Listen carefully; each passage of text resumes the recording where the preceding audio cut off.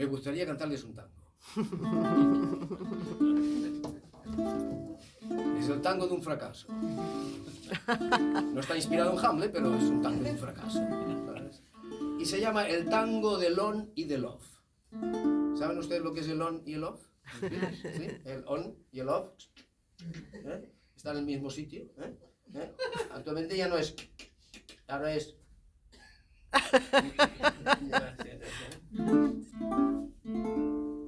En un momento de su vida sufrió una terrible confusión.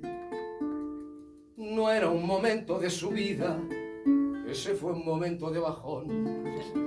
Pensó que aquel ser le llenaría y ese ser le dio su corazón.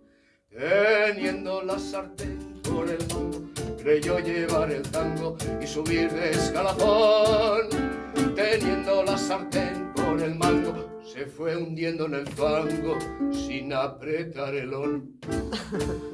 El on te abre la puerta, el on es tu león, el on quien te conecta cerebro y corazón. El on te sube el tono, te mete en la corriente, te sientes más valiente, te coge un subidón. El on da rienda suelta y sentido a tu ambición.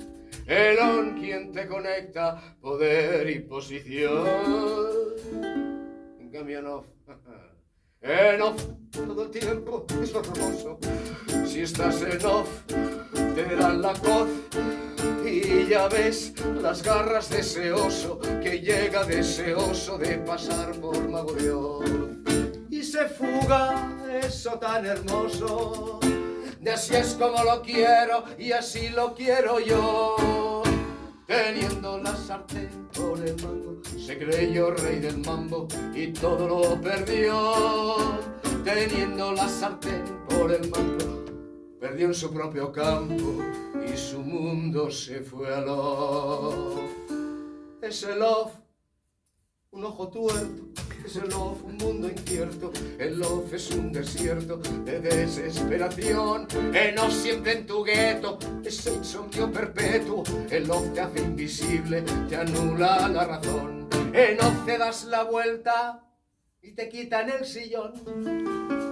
Y lo que no te quitan se convierte en un borrón. Teniendo la sartén por el mango, no valía ni pa' un mango y su mundo se fundió. Teniendo la sartén por el mango, se fue hundiendo el fango sin apretar el on.